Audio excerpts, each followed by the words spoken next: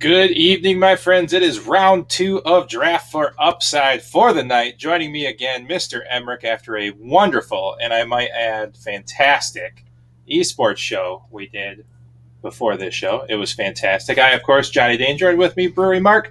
We are in the Cup, Draft for Upside, talking about the RBC Heritage and the PGA. But first, we're going to talk about how Mark took all of our money in the Masters tournament last week. Yeah, and that was with one of my worst lineups.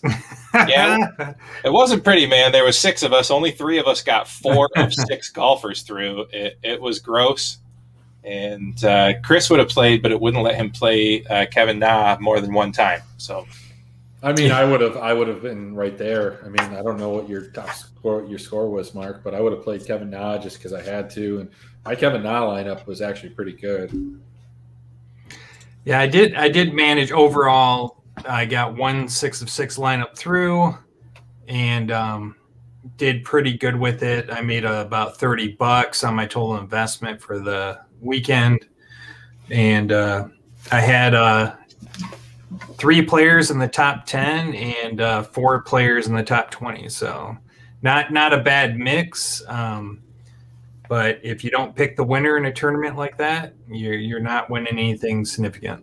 Well, and you know what? My Kevin Na lineup did have Hideki in it, actually. Oh, nice. It was Bryson, Spieth, Hideki, Fitzpatrick, Connors, and Na. 482 was the total. 42.50. I really screwed up. I mean, if I had played my weekly Asian Tour lineup players, I'd have done all right. I didn't do it. You know what? I was actually thinking about that today. I was like, man, that would have been a week for you to go with your all Asian team. Yeah, I usually do, but I've only been playing one lineup lately. And so I haven't been doing any of the mess around lineups. It's some crap, man. I should have done it. So a little disappointed in myself, man. I mean, we'll talk about the model here before, but we went over it in our show and talked about how we built the model and how, Will Zalatoris popped up number 1 in my model, and I just couldn't play him because I like experience, and I ended up, pivoting off of him and going with Cantlay and going with Lee Westwood as my 2 experienced guys, and they both missed the cut. That's some crap. I mean, but what kind of experience are you really looking for? The guy caddied for Happy Gilmore on the tours, not too long ago. Right? Totally true. So I was just, even though I didn't put him in there, it was interesting to see the guy that popped up in that model finish, top 3. It was pretty cool. You kind of brushed that off. Like, I almost don't think you know what I'm talking about. I don't. What are you talking about? All right. So if you go to Twitter, all right, go to Adam Sandler's Twitter. Yeah. And find the tweet where I did see him come out and break out the 25th anniversary of Happy Gilmore. He went out and took a swing. No. Go to Adam Sandler's Twitter. Okay, we're gonna find this. This is great. We're hoping Adam. It's the first tweet. It's right there, dude. We're hoping that Adam White joins us. He's not responding right now, so we're just gonna preparing for the EU Masters. He's playing top for the LFL team Carmine. All right, I'm going to Twitter. I'm going to Adam Sandler. I can't. Oh yes, that is hilarious. Beer. Yes, I did see that. Yeah, that's amazing.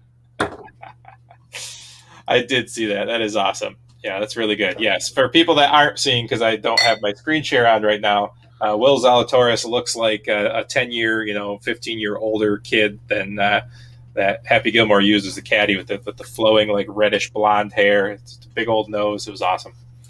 Was Mark drinking another one of those Bud Lights that he was drinking on the Zoom call yesterday? Yeah, absolutely. Yeah, what's that? Edmund Fitzgerald. Yes, Great Lakes Brewing Company. Edmund Fitz Porter, a solid classic beer. I'm drinking nothing because I ran out of water. So I got nothing. Chris, what do you got over there? Anything good? It's a Basil Hayden's rye. Hell yeah. The green bottle. So the answer is yes, something very good. Yeah, and I haven't drank in a week and a half. Tastes like basil? This is only the second time I've drank in a month because I had the alcohol poisoning incident where I didn't really even share everything with you guys, like what happened with that. Like, apparently when I left the house. Let it all out. Well, I left the house. I took the pictures. I think I sent you guys like the pictures of like the Pappy and the whole collection, right? Yep. So apparently, when I left that house, I decided to just go running up a hill, and then like for some reason, I just like belly flop, face planted into the ground. I then threw up while I was like kind of sleeping all over the bed. And then my wife was trying to wake me up because it was like 10:45. We had to check out at 11, and I was like, well, "What do you work? Do you work for the hotel? Like, it's gonna be okay if we're here past 11." Yeah. So, and then I went to the bathroom, and I was throwing up while I was going to the bathroom. It was bad. We didn't end up leaving until like 10 hours later, and I still screwed up. It was terrible. I mean, like, look, when you're that hungover, it was my friend said, I like how you're calling it a hangover when it was alcohol poisoning. It's like, yeah, you're right. Yeah, so like 10 hours later, and I still had, it was a trouble.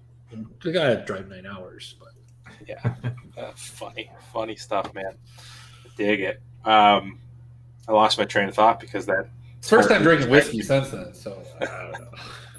I don't know what we're in for tomorrow. Or tonight. Now. I don't know what we're in for right now, dude. Right? I don't know what's going on. Nobody knows what's happening. It's totally fine. I also is it really? Are you at the golf course? I am, man. Yeah, I mean, I was where are the EU Masters being played? Europe. Yeah, I was in Europe just momentarily ago, and I hopped that Concorde, and I got right over to the RBC Heritage.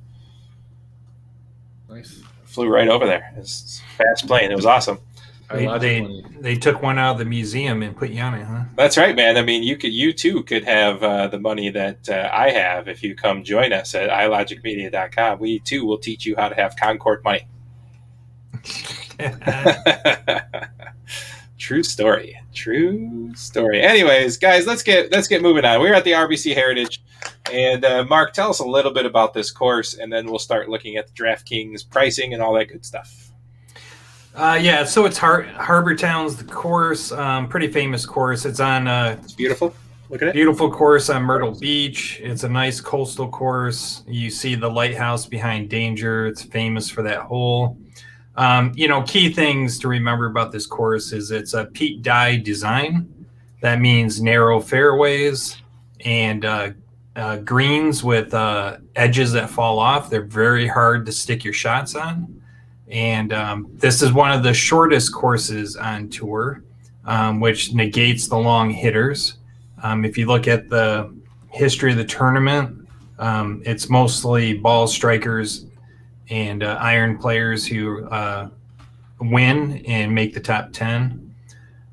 So with that said, the stats I started with were strokes gained approach, and because it's a Pete Dye course with those famous greens that do not hold your ball, I went with our favorite stat, the ARG stat, which is perfect for the South Carolina coastline. Indeed, around the green.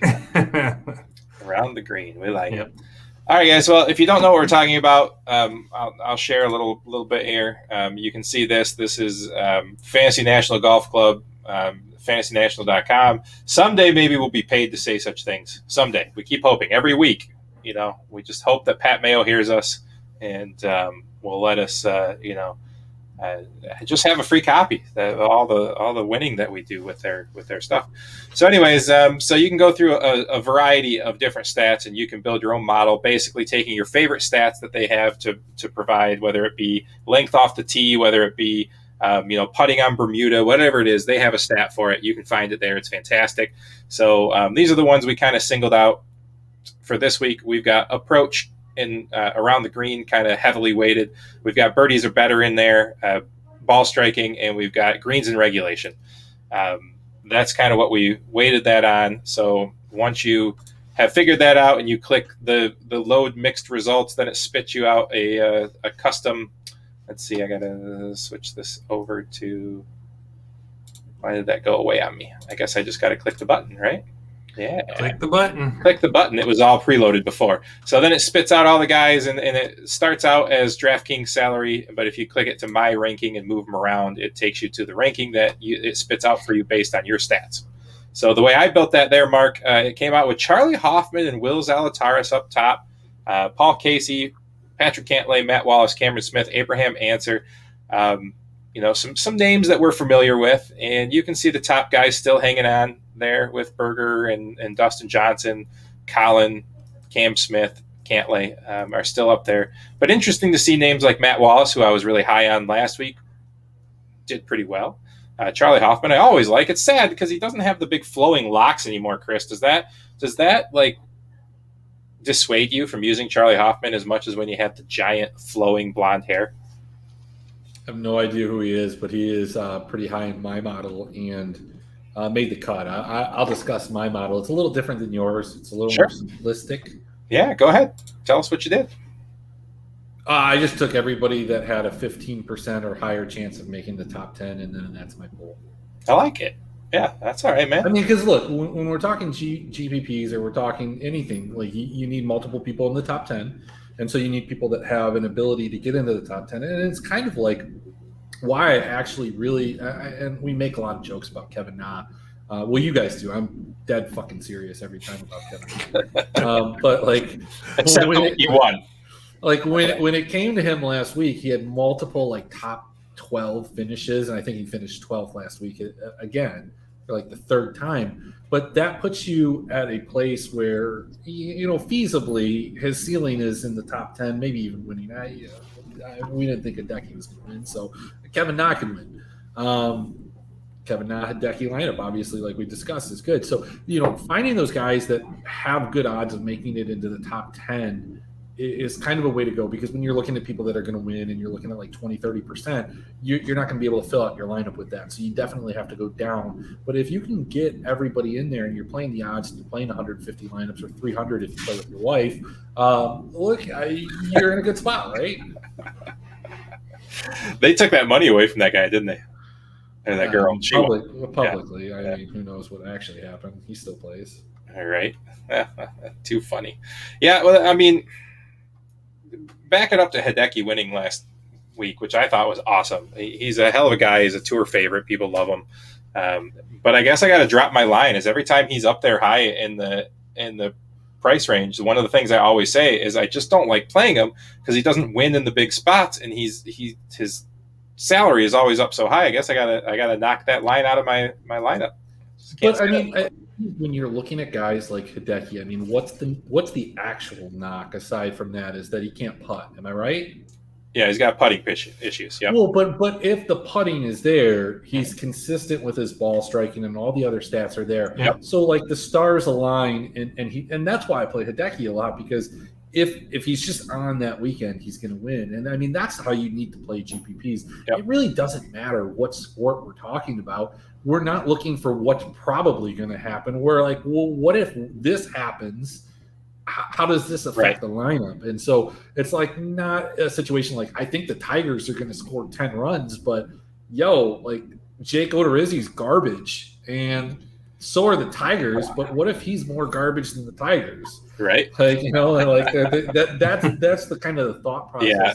And we preach that a lot between football season and everything. And this is actually very relevant in PGA because what's so great about PGA, it's so stat driven, and you can find guys like that. And that exact same theory helped me win earlier this year when we were talking Colin Morikawa, how he had played so well last year and he hadn't quite got it together this year.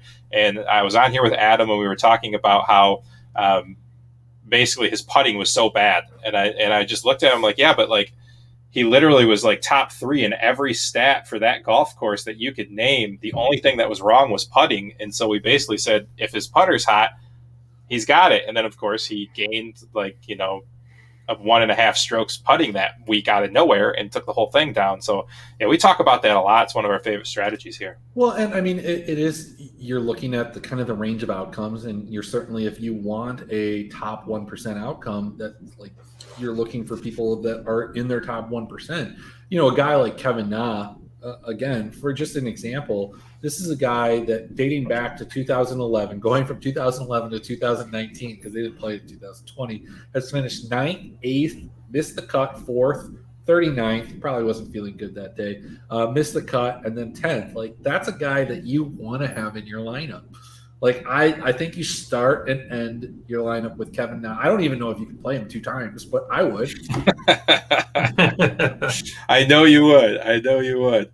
All right. Well, I just got a text from Adam. He said he just forgot. He'll be home in 15 minutes. If we're still on, he'll join us. Even though we're on the same time every week, 8 months of the year. It's fine. It's fine. It's all good. Yes. I'm going to tell him, please join. Hooray. Because we have pressing questions left over from the show we did previous that we have to address. So it's got to be done. All right. So back to that. Let's go back and look at the mixed model here. So, you got a guy like Corey Connors. This is kind of one of those perfect things where, Mark, I didn't share the screen, did I? There we go. So, Mark, we're talking about that, right? And ARG's like one of our favorite things. And you got Colin Morikawa, which we just talked about, who has most of his game in hand. Same with Corey Connors. The only thing they struggle with is around the green. You said that was super important, right? But there's a couple different things. If you look at the approach game for Morikawa and Connors, maybe one of the reasons why they're not so good around the green, they don't need to be. Because they're a few of the guys that are just going to stick it where they need to stick it, right? So you kind of disregard those two. Yeah, I don't think you fully disregard it, but you definitely lower the priority on those players. Right. Because their approach is so good, it does negate the around the green a little bit. Yeah, Coco's going to win, man. I mean, he's been playing so good and so consistent. Yeah. I just love him, and I want to be there for it because we love him on the show. We talk about him weekly. Yeah, and you can see the stars. I went through and started starring my favorites, and Coco's there, and he's just played so good this year. The last 2 months, he's just been on fire. His ball striking's been at the top, and he's due. He's due for a win. Sure. I mean, the only one that is anywhere close to lining up as well as him in all the other categories outside of ARC here is Dustin Johnson, where we find him. I mean, he's way down because his he's not way down, but his approach hasn't been good. But yeah. Dustin Johnson's got some great stats there. Morikawa's got some lines up there. Who spits out at the top of your rankings, Chris, just out of curiosity? Anybody strange that maybe we wouldn't naturally fall across? So whatever, I have a recent performance model. So this is probably going to sound normal, but Zalatoris is first, Corey Connors, Fitzpatrick, Harris English, Answer, Morikawa, Hoffman, Grillo, Harmon. So it's a tweaked version of what you can find over at Fantasy Labs, basically. Yeah, and it's not too far off of what we have here. I mean, we have a lot of the same players in the same top 10. I guess the weird players that are up there above, like guys like Cameron Smith and Daniel Berger and Dustin Johnson, would be guys like Streelman is pretty high. He's above Dustin Johnson. So is Chris Kirk. I don't know. I feel like his name should be Charles, but whatever. His name's Chris. Grillo and Hoffman are guys there. But typically, I don't always look at that rating. So when I try and build it, like obviously we've talked about, the big thing for me is trying to find two different things. The Vegas odds, because I don't think people weight that enough. I think a lot of people weight all these different stats that you're talking about. So I think you can get different, but still have a very plus EV lineup by going just Vegas odds and then picking like one stat, for example. And let's say like whether it's driving distance or greens in regulation or shots gained or ARG or I don't know. I don't even know what half of these things mean. But like if you find some of those stats and you find one and you just find like you group those two together and let's just go with those two and let's put the lineups together. Yeah, I dig it. Yeah, I think you're right. We don't talk about Vegas odds on the show much because we just don't have a ton of time. There's usually a lot of golfers to go over, and we like to talk through our model. But I absolutely look at those when it comes down to crunch time and try to find some outliers where Vegas loves a guy that might be in the 7,000 range. Yeah, so always a good spot to look to see where there's some discrepancies. But let's go ahead and talk about this, guys. We got the top function. We like to just kind of go bracket by bracket here. So we're looking at Johnson down through Berger. Colin Morikawa for me is that guy. I really like him. I think his approach game is going to save him from some of the trouble around the green. I think Cantlay, I really felt like he was in a great spot for the Masters, and he missed the cut. So I don't know. Does psychology play into this when you bomb so bad in such a major tournament and then come back the next week? For me, I really like him this week. I think he fits the course perfectly. I think he just buckled under the pressure that is the Masters and Augusta. And I mean, Dustin Johnson, number one player in the world, buckled under it too. So these are professionals. 1 week is not a pattern. I can see him totally bouncing back and taking this tournament. Chris, what do you like up here in the top end? I mean, Will is probably my favorite top end guy in the next bracket, but if I had to pick someone, it's probably Colin Morikawa for me. Yeah, I mean, the other guy that kind of stands out is like Webb. Yeah, Webb played well in the Masters. His form is good. Ball strike champion, very good. Yep. Mm-hmm. Okay, so maybe they did play this in 2020, and just Kevin Na decided not to go. Does it really even matter if Kevin Na didn't go? But I think Webb. There he is. He's here. We'll get to him. Don't worry. Well, okay, so Webb finished first last year, 621.20, and then also second back in 2013. Had some rather disappointing performances in between there, but also a top five, definitely a GPP play. I'm not sure that like you want him at his price given the volatility here for a cash play, but like as a GPP, a guy that can win, a guy that's got fantastic Vegas odds. Yeah, I mean, I like it. Fair enough. All right, well, let's move down just a little bit and go to this next group here. We won't go too fast as we're waiting for Adam to join. Yeah, let's just a really quick on the 10K range. Webb Simpson is currently projected as the highest owned at 18%. If you look at actual lineup builds on Fantasy National, he's at 27%, which is just crazy. Yeah, that's a lot. The big GPPs, that's a lot. And it looks like it's slight, but Cantlay doing so bad at the Masters has depressed his ownership a little bit. So you're saving 4 percentage points with Cantlay up there. He's at 14%, versus 18%. What's the lineup generator putting him out there? Only 16 compared to better. 27 for Much Webb. Mm-hmm. It's not much, but it's a little bit of leverage. If you're playing multiple lineups, I like playing leverage in a couple of those to just playing the ownership and trying to find those guys that not everybody's playing. Yep. All right, moving on to the 9,000 range here. The way that I have looked at this while we were waiting for Adam pre-show was kind of starting with Will and popping Corey Connors in there, and I still like the build I was able to do under there. So these are kind of my guys in this like high-end 8,000 to 9,000 range. I just love how they work out in the model. I love how they've been playing recently. I really feel like Coco's due for a win. I think this could be his week. Yeah, I'm with you on Coco. Man, Zalatoris is a tough one for me at 9,700. It's the highest price he's been. He's coming off of that second place finish at the Masters, and so they inflated his price. I don't know, man. He's a young kid on the tour. He's getting some success, and we could see a hangover here. So I'll definitely have him in one of them. I usually play 10 lineups, but I'll probably only have him in one this week. I'm gonna fade him. I think he's gonna be pretty popular. I mean, I get you, absolutely, but I also believe golf is, ride them while they're hot. I mean, if you just look back here at this year, starting in January here, tied for 7th, tied for 17th, 55th, 15th, 22nd, 10th, 21st, 2nd. I just got to keep. I agree. I proves him wrong. I love recency in golf. Mm-hmm. You get on these hot streaks as a golfer, and you just are unstoppable. I mean, look at Jordan Spieth. He's just been rocking it out for 3 months now.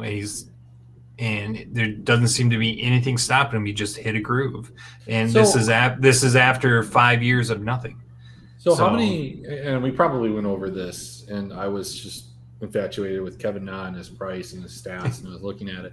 How many par fives are on this course? Is it? I mean, actually, I don't even care how many there are. Is it more or less than like an average course? Oh, it's a shorter course, but I don't. Yeah, I think it's average. Let me look really quick. Well, okay. So if it's average or below average, I think that's a problem for Zalatoris. There's three. Okay, so if you look at that run of success that you're talking about, Danger, if we run through that, starting back in January at the Farmers Insurance Open, where he's found a lot of the success is in the par fives. -10 on par fives, -6, -3, -10, -6, -8, -10, -8, something like that. That AT&T Pebble Beach, where he did not perform well, was that -3. So if we just grab another guy up in the top that's had, a pretty good run of things, Colin Morikawa, for example, under that same run was -4, -5, -5, -3, -6, but had some better par 3, for example, numbers. And that's the place where Zalatoris has had a lot of problems, even during that good stretch. So I don't know. I mean, maybe Adam can shed some light onto this if he ever joins us, but that might be something that you look at, is how these guys are performing in relation to that aspect of the course. Sure. Yeah. Coco's my horse. I just can't get off until he shows me that until he hits his face on the curb, man. I'm on board. That's all I gotta say. Where are you at, Chris, in this top end of the 8,000s to 9,000 range? I think Answer is a guy that might be the answer. Yeah, Abe Answer. I mean, he works out well in our models. It works out well in your models. He's a guy that handles par threes very well. Doesn't crush them. Does well in par fours. Good in par fives. He's a real mellow. I feel like he's a mellow guy. He's good looking. I think he's wearing a gray polo in his photo. I love gray polos. Mark picked him. Mark seems to know what he's talking about when it comes to golf. And, he beat you last week. So, why wouldn't I go right? with it, right? He did. But I trumpeted Zalatoris last week, but I didn't put him, I didn't put my money on him. That was the sad part. Yeah. This is actually probably my favorite range. I can't squeeze all these guys in, but I'm going to have a lot of them. So I'm going to have a lot of Coco. I love Paul Casey. Fitzpatrick has a great course history here. It fits him like a glove. And I love Answer in Herman too. Herman's another one, great course history. Fits really well in my model. And we just talked about Answer, another accurate player. All right, so we'll put all those guys in there. Yeah. Yeah, you can't fit them all, unfortunately. Yeah, sure we can. We'll find some value down there. Don't worry. We got this, especially when Adam makes it. That's true. It's a true story. I don't have much more to add there, so let's move on to the next half of that 8,000 into the 7,000 range. We talked about Charlie Hoffman, number one on my model this week. I'm not going to fade my model anymore, so that's like a lock for me this week. So I'm going Charlie Hoffman. Obviously, Chris is going Kevin Na, but I honestly, Chris, I don't know that much about Kevin Na's particular game. Is this a good course for him, bad course for him? Does he do well in the winds? Does he do good on the coast? Yeah. He does well in everything, right? Yeah, look, Kevin Na is like an everyman. He can't drive at 300, but neither can I, and neither can you, and neither can Mark. Who cares? Maybe if we spent some time at Measured Golf in Ann Arbor, Michigan with Adam White, who's not here, you just plug in his thing. That's right. Unofficial show sponsor, Measured Golf Ann Arbor. If you go down to Measured Golf Ann Arbor and tell them Johnny Day just sent you and book an evaluation with Adam, Johnny earns a free lesson. Please, I need it. I need it, my friends. I need it. I did get my brother-in-law down there, and he ended up getting his clubs regripped and ordering a driver and doing a couple lessons. So I think that counts. So we're going to hold Adam to that, and we will videotape the whole lesson and show it on one of these. I want to see it in the Facebook, the moments, the thing that's at the top that Adam does all the time. The story? The story. Yeah, that's what it was. The Facebook story. I love it.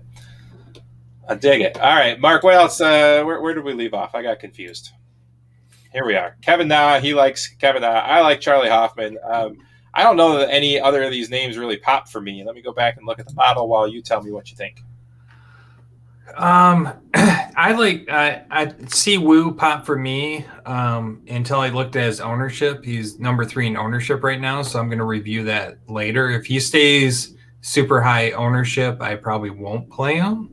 But out of this range of what you're showing on the screen right now, he's my favorite in this range. Hoffman does pop in the model. I'm looking now. I just don't think he's playing that well right now. No, I've got another guy right here, and I think you're gonna like him, Mark. I mean, Hoffman was 34th at Corrales, which is a very similar course. So he made the cut, but I'm looking at. I need someone that's going to make top 10 here. So who do you got, Chris? I've got a guy. He's 2.2% to win, 16.7% to make the top 10. He's not the 23.1% that Kevin Na is, but Nat Kuchar. Cooch? Yeah. I had Kuchar last week.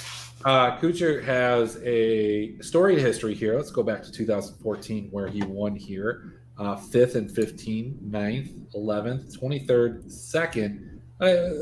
Last year was a bad year. 41st. It's actually this is a really good course for Kuchar. I mean, he's an accurate player and he's not very long, so it's a very good fit for him. As long as he can putt, man. The Masters, he got killed on putting. All right. Well, let's bring in Adam White and ask him if there was a baby at his house right now, would he say Kuchar, Kuchar, Koo? There's a 3-year-old at the house right now. But I don't think you play tickle games with 3-year-olds, just saying. Not typically, no. No. Okay. So, Adam, there's a question that we have for you. Yeah, we have a question. We discussed you at length in our previous show on the esports show. That's beautiful. That's one of my favorite beers of all time right there. Right there is maybe the best standard IPA in the state of Michigan. What is it? 51K. 51K. Black Rocks. Super, super good. Damn good. Super good. So what's going on? So, go ahead, Chris. Go ahead. I just look. There's a guy who plays for Carmine, which is in the LFL, which is a French league. And League of Legends. He plays the top position. His name's Adam. That's his gamer tag, Adam. Mm-hmm.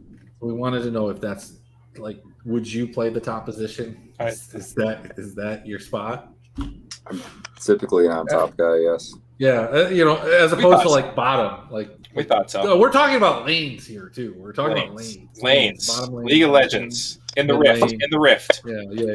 In the Rift. I don't know what that means, but I'm typically an on-top guy for what that's worth. Yeah. We liked Adam. We built a lineup. We put him in our captain slot. All right. Hey, Adam, let's rewind a minute since you were here. For the Masters, we're just trying to tout how well our model picked out Will Zalatoris last week. And this week, that same model that Mark started and I added a few to, just like we did last week, has spit out Charlie Hoffman this week. Yes. Number one.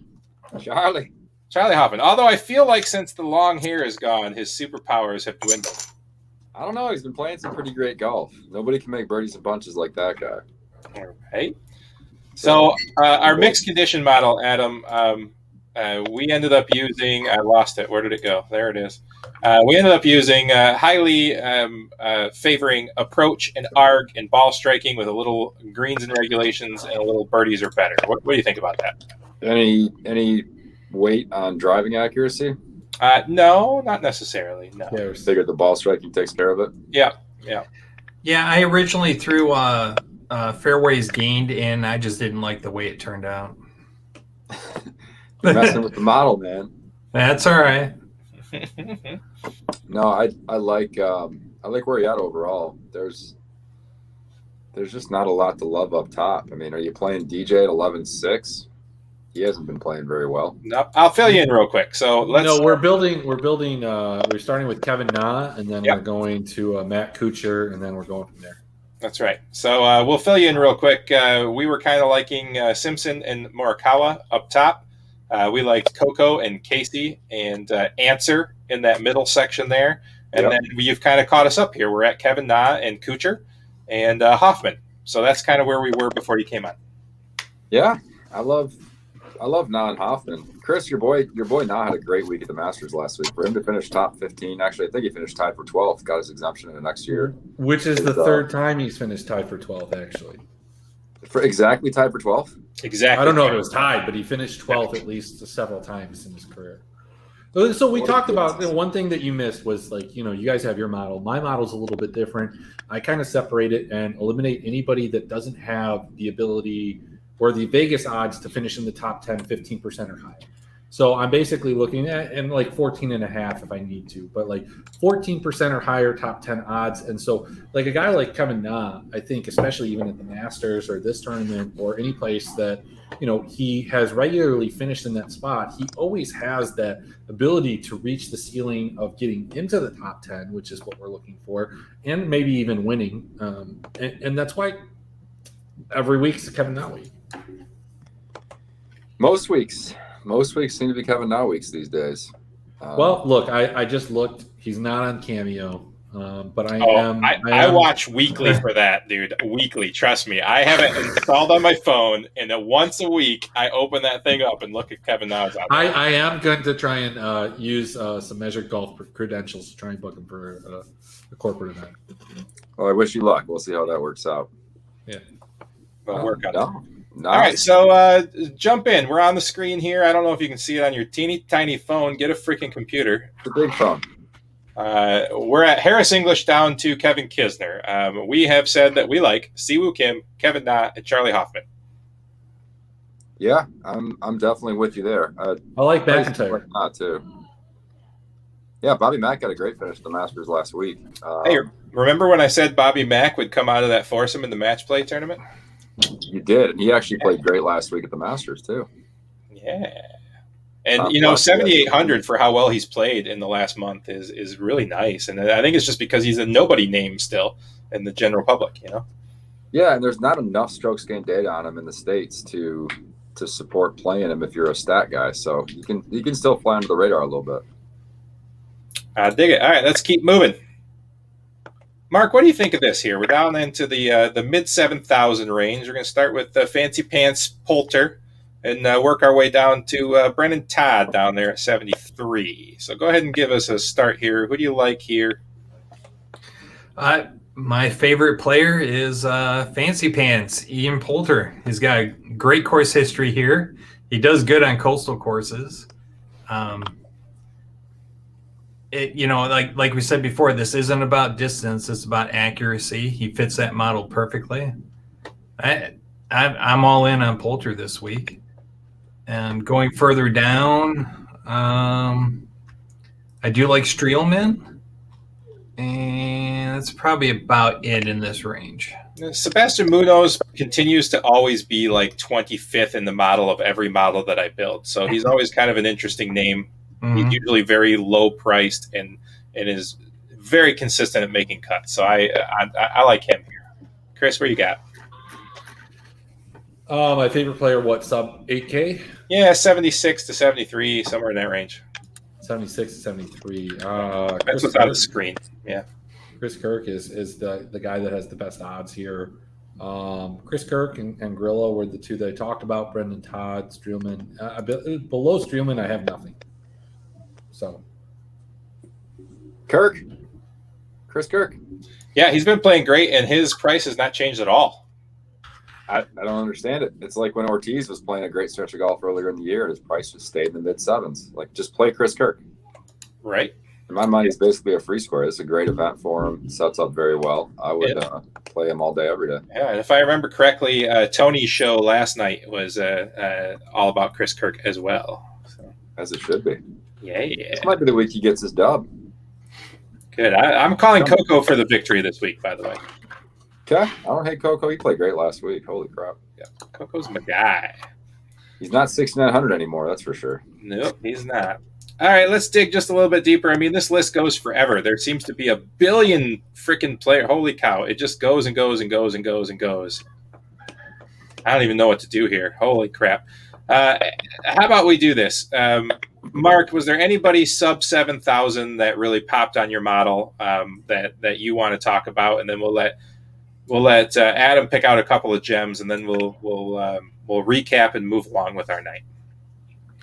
Yeah, so we talked about Chris Kirk at 7,500, Lucas Glover at 7,100, popped out pretty good on my model. Sub 7,000. Just for the record, I love just watching Adam when other people are calling out names and watching him either like brighten up or furrow the brow. Yeah, just to see what he thinks before he even opens his mouth. It's very. I just use crowns to win $200,000, guys. Yeah, that's right. The two sub 7,000 players that really popped on my model were Tom Hoagie and Doug Gim. I lean towards Gim a lot more than Hoagie. Yeah, that's about it. I'm not really happy with the rest of these. You got Lee Westwood. He's coming off. Oh, he's at 8,300. Forget it. Tom Lewis. I'm not really happy with that. I'd say Doug Gim is probably the one I'm focusing on below 7. I'm going to be real honest with you. We shouldn't be playing anybody sub 7,000. Yeah, there's too many good people in that, high 7,000 and 8,000. But, if you're going to play stars and scrubs and you want to dig deep, I always like to find a name or two because we do like our tipsy picks, Mr. Chris. Yeah, well, we haven't won $1 million yet. So, we obviously need to be less tipsy. Or more tipsy. Or more tipsy. As Mark pointed out, the Millie liners for the Masters the last several years featured two guys in the 10K and just irrelevant names at the bottom that made a run. So, yep. What happened this year? I don't know. I didn't look at the Millie results. I'll tell you that. Chris, you do know who's sitting there at 6,600, right? Is it Jim Furyk? It is Jimmy Furyk, baby. I'm over him. He's done. He's too old. Last year was it was it. That was the Twilight. Go to the Champions Tour. Yeah, what about Chestico, man? Has he got it in him to come back around? I mean, he played so well in a big streak last year, and he's just kind of gone. Was he just lucky last year, or is he just in a funk right now? No, I mean, most of these players are good enough to kind of find some form for a good stretch. He took full advantage of it last year. Didn't get I don't think he got a victory, but no, I'm definitely not on him. I like Rory Sabatini at 6,800 though. Mm-hmm. What He's about got 3 Tom top McHugh? 23 finishes the last 3 years. It's a good course for him. Matthew Neesmith finished 33rd in his first start here last year, 6,900. Those are the guys I like in the sub 7K range. Other than that, I'm with you. I don't think you need to go dumpster diving this week. Yeah, I'm just looking at my pool, and it's a large enough pool with guys that have top 10 odds that why would I go and look for guys that don't have top 10 odds? I'm with you. I mean, if you think Norlander can bounce back and get back to his original form, he just stinks. He's not great. He's okay off the tee, great on approach, but I'm not sure he has the game to do it here in his first start. Chase Seifert's kind of interesting to me at 6,700, but there's just not much down here. Well, let's forget about it then. Forget about it. Forget about it. All right, Chris, you haven't been around for a golf show in a while, but this is how we end the show. I put a selection on the screen. You give me one name. I'll let you start. Webb Simpson. Adam. I would go Danny Berger. Marcus. Wow, this is a tough selection. I think Cantlay is going to bounce back and win this whole thing. I disagree. It's Corey Connors for the win. Corey Connors. Okay. I'll take the lead here, and I am, you know what? Somebody we didn't even talk about. I like Mr. Harmon. Mr. Harmon's my guy in this 8,000 range. Adam. You stole my guy. We didn't even talk about him. Tell us why, because we didn't even talk about him. I'll do it, but I brought him up. Did you? Yeah, Harman's been playing a great stretch of golf here. I mean, for him to contend at the Masters through 2-3 rounds is pretty damn impressive. So I definitely like the course fit here for him. 14 out of 15 cuts is real strong. Harman's a good play, but I'm going to switch it up and go Kevin Na before Chris does. Oh, cut him in the heart. It's okay. You can use the same guy. Yeah, you can use the same guy. Yeah, I know. Yeah, just stealing his thunder. I am. Did you skip some players? Yeah, I am beside myself right now because first of all, that just happened. You stole Kevin Na. You come in here an hour late to your own show, and I know that Steven Strasburg's fastball has lost like 5 miles per hour. I wanted to stack the Cardinals. I didn't play. They scored 14 runs. 14 runs, and it's the 6th inning. You stole Kevin Na from me. Unbelievable. I'm going with did you just move it? Oh, Matt Kuchar. That's the one that I want. Yeah, Mr. Kuchar. I just can't believe it. Of course I don't play MLB today. I lose $5,000 last week. But here. The bad button. Unbelievable. Yeah. Unbelievable. Click the bad button. Give me a minute. Harman is my favorite in that range. Yeah, I like Harman. Harman's nice. Thank you, sir. All right, skipping down. All right, we're now at Bobby McIntyre. Chris, why don't you go first again? Chris Kirk. I like it. Mark. Man. I'm going to go with Ian Poulter. I dig it. Adam? Charlie Hoffman. Same with me. Charlie Hoffman. I'm going Charlie Hoffman as well. All right. Moving down, we'll go from right about there. Mark, what do you got? No one. You can say no one. Totally fine. I would take Streelman of what you're showing on the screen. I agree with Streelman. Chris. Grillo. Cool. Adam?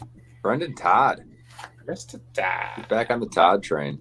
All right. And if you had to dumpster dive one player under 7K, Chris. Tipsy pick. If you had to do it. I don't have to. If you had to do it. No, you told me I don't have to. No, you have to. Don't have to. You have to. Change my mind. One player under 7K. One player under 7K. Go down a little more. Keep going. Norlander. Henrik Norlander. I love that guy. I really do. Adam, one player under 7K. I'll go Sabatini, 68. Mark? Doug Gim. Doug Gim. I like it. I don't like any of these guys. I'm with y'all. I don't like any of them either, but you asked. I know, I did ask. I'm going to go Naismith because he's a guy that can score in spurts, and maybe this is his spurt. I like it. All right, Adam, you joined us late, my friend. So anything you'd like to add that you haven't got to chit-chat about? And now I can't see the top of your head, just for the record. No, just sorry, I got too close. Just phenomenal Masters performance by Hideki Saturday and on. Amazing. Yeah, we were talking about that, how every time we talk about Hideki up in the top 5 of salaries, how I always say, I can't do it because his putter's so bad and he never wins. Well, there you go. Well, he won when it counted most, so he got us all up. The 1 week I don't play the all-Asian lineup. It would have done all right. You start with Hideki and you're doing pretty well. That's right. All right.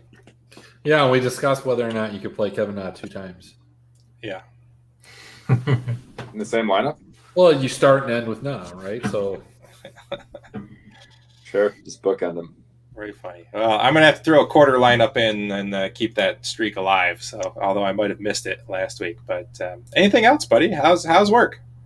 How's the weather down there at Colonial? Oh man, it's beautiful. Look at that. Harbor Town. Dude, the guy was just in Europe, like not even an hour ago. Dude, yeah, I was in Europe, sitting on the League of Legends Battle Arena set. It was amazing. That's awesome. I get around, bro. Well, no, I apologize for being fashionably late, but hopefully we still brought the heat and got some good picks in. I think we did. I usually do well at this event. Cantlay's had some good finishes here in the past, but he's dead to me. I told you last week he's dead Yeah. to me. Dead to me. I like it. He single-handedly burned all of my lineups last week. Yeah. Hey, I really liked putting that pick article together last week. Something you want to continue to do? Let's do it. All right. Let's do it. Send the spreadsheet. We'll get it in. I'll dig it. All right. If you go to ilogicmedia.com and you check out Dress for Upside's podcast page there, you will find not only Chris and I's video from the EU Masters LOL just posted there with some handy dandy stats that Chris put up that you can click on and take a look at. But you will find this video. You will find tomorrow at some point, we will post all of the picks in the probably mid to late afternoon for Thursday's tee off for RBC Heritage and a plethora of other wonderful, wonderful shows at ilogicmedia.com. Parting words, anyone? Good night now. Good night. Good night now. Good night now. All right, everybody, it's been a blast. Don't forget to go back to iLogic, watch Tony's DFS with Tony for a single entry lineup build that he did last night. You can find that on the site as well. And we will catch you all next week, 9:30 p.m. every Tuesday, 8 months of the year, right, Adam? Yeah. Same time. Same time. Listening. Correct. Same place. Correct. Love it. Y'all have a good night.